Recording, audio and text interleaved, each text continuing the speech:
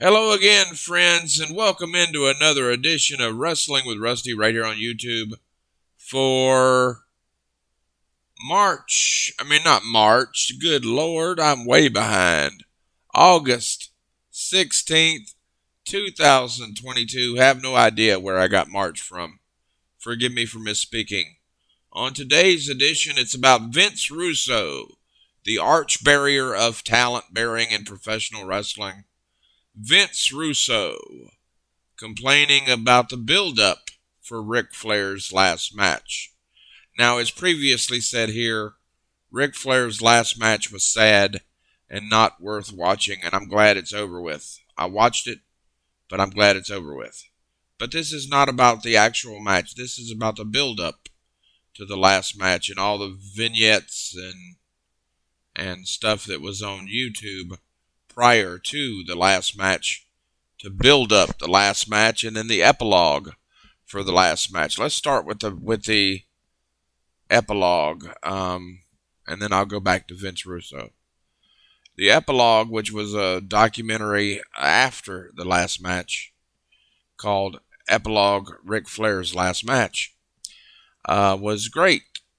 It showed all the fans there that came that night and talked to a lot of the people, a lot of the wrestlers, a lot of the fans, and some of the workers in the building there. So that was great. But where it gets a little hairy is Vince Russo was talking about the blood involved in the build up of the last match and acting and stuff like that. First of all, Vince Russo doesn't know professional wrestling. Secondly, Vince Russo doesn't know that blood was part of Ric Flair's career, and blood is part of every old school style wrestling match, which is what the Ric Flair's wrestling match was, and the build-up for Ric Flair's wrestling match. It was very bad in terms of Ric Flair's ability to pull the match off because he was 73 years old and old and should not have been in there. But the concept behind the match and what they were trying to do for the build-up of the match prior and then afterward with the epilogue was brilliant. There are two different things. The match itself was awful, but the build-up to the match and the after story or the afterbirth to the backstory of the match was great. So the beginning was great, the match was awful, and the ending of the story after the fact on YouTube was great, if that makes sense. The problem is that Vince Russo only knows sports entertainment, as in WWE and WCW sports entertainment. WWE in terms of what he learned from Vince McMahon in his days working for the WWF, and then taking that same WWF sports entertainment style to WCW, which helped in part to run WCW out of business in 2001. Vince Russo does not know professional wrestling. Vince Russo knows very bad sports entertainment and Jerry Springer style TV. And when you put very bad sports entertainment combined with Jerry Springer style TV, you get very bad sports entertainment. You do not get professional wrestling. So that's why I call, and Jim Cornette calls, Vince Russo the arch barrier of talent bearing, because Vince Russo does not know sports entertainment. And if you want to hear what Conan and Disco Inferno said about Vince Russo talking about Ric Flair's last match, the clip is on YouTube. The title of the clip is Vince Russo Buries Ric Flair's Last Match, from the Keeping It 100 podcast with Conan and Disco Inferno. Check that out. That's where I got the idea for this particular video, because I find it laughable that Vince McMahon can bury not only Ric Flair's last match or the build-up for the last match as well, but he thinks he's qualified to do so. Vince Russo is qualified to do nothing but sit home and masturbate. That's what Vince Russo is qualified. Vince Russo doesn't know a damn thing about professional wrestling and very little about sports entertainment. And for the record, for those of you that don't know, I hate sports entertainment.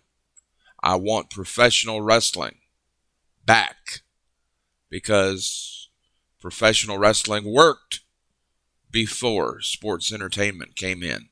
That's why I watch the NWA, because the NWA is the closest thing you'll get to professional wrestling and not sports entertainment.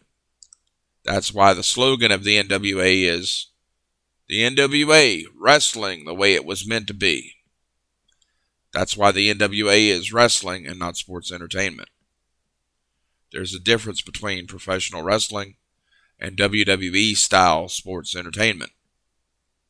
And in part, the reason why WCW went out of business years ago is because they were too busy trying to copy WWE instead of doing professional wrestling, which is what built WCW back in the day in the first place. But I also realize that there is a generation of you guys out there, guys and girls, who are a lot younger than me and a lot younger than many in this country. And most of you never grew up on professional wrestling. You grew up on sports entertainment.